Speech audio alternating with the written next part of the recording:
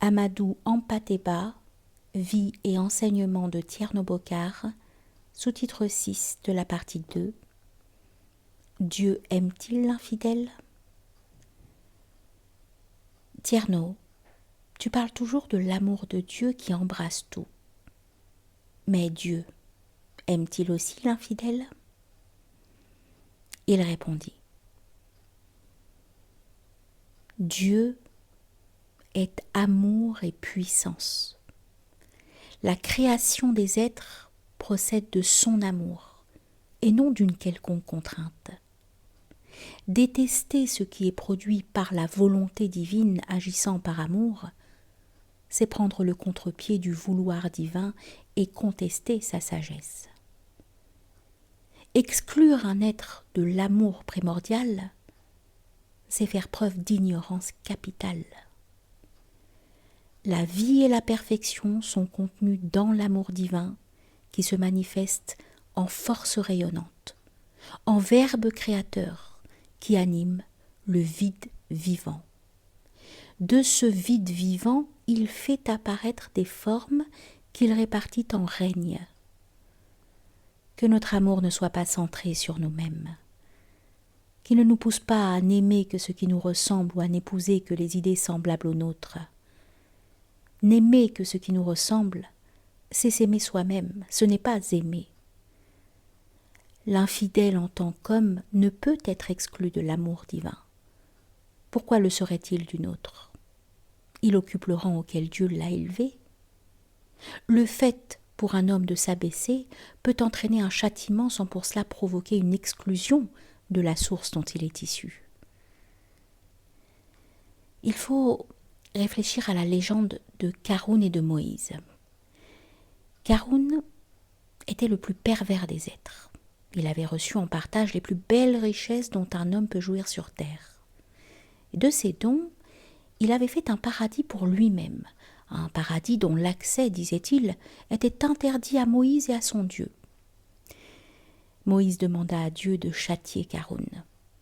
Dieu répondit: « Je t'ai confié la terre.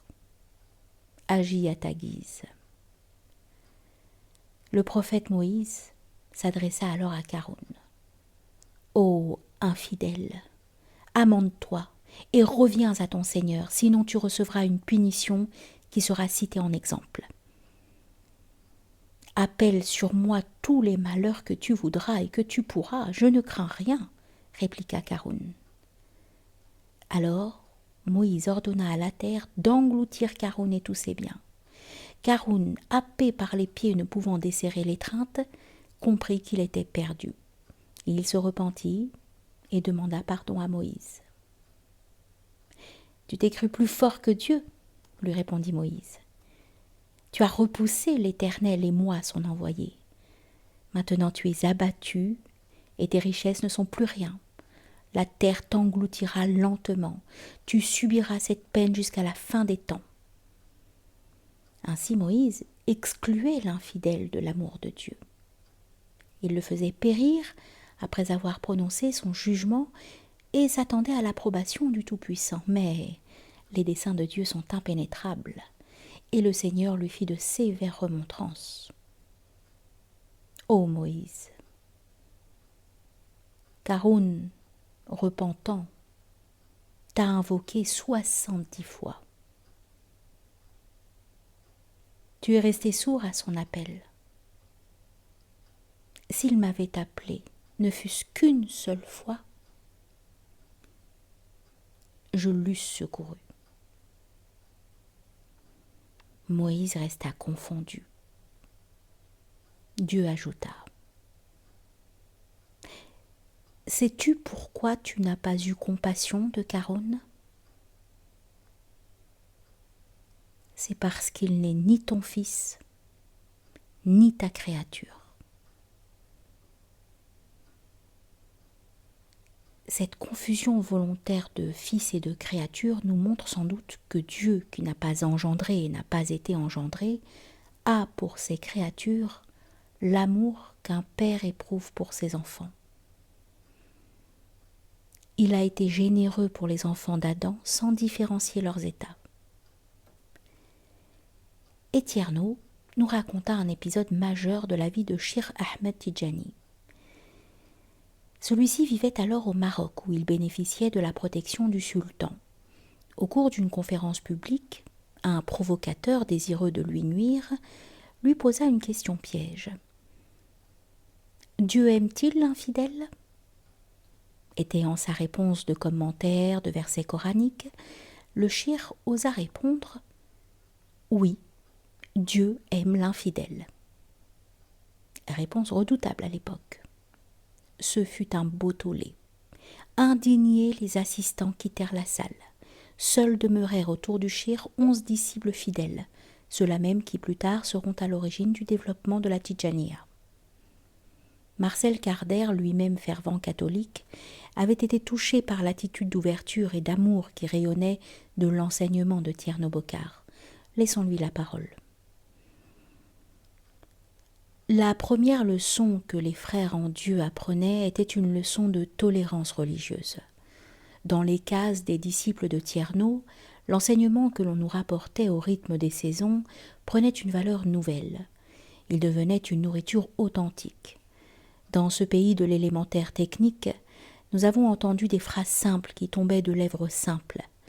Les mots pénétraient mieux que s'ils avaient été prononcés dans un de ces temples ou une de ces mosquées qui rendent plus hommage à la technique ou au raffinement de l'homme qu'à la majesté du Créateur. Et d'ailleurs, ces mots que nous avons recueillis ne ressemblaient en rien à ceux que l'on entend dans d'autres lieux de prière. C'était de la parole à l'état pur, de la parole qui n'était pas faite pour exalter l'homme, celui qui parle ou celui qui écoute, mais une véritable parole créatrice, celle qui, en honnête réciprocité, fait vivre Dieu au cœur du mécréant, anime la foi de cet autre et donne un sens à la vie de tous. Dans ces cases, nous avons entendu des sentences que nous eussions aimé voir s'inscrire en lettres d'or sur tous les frontons de tous les temples du monde. Quelle université religieuse, quel Al-Azhar donnera la réponse aux sages de Bandiagara? Parmi ceux qui venaient entendre Tierno, tous n'étaient pas toujours de l'ordre Tidjani. Un jour, de nombreux Qadri, appartenant à la confrérie Qadriya, l'une des plus anciennes de l'islam, avaient assisté à son cours. Quand vint le moment d'effectuer le grand vikr, psalmodie en commun du nom de Dieu, un élève demanda à Tierno « Ceux qui ne sont pas Tidjani vont-ils assister au dhikr ?»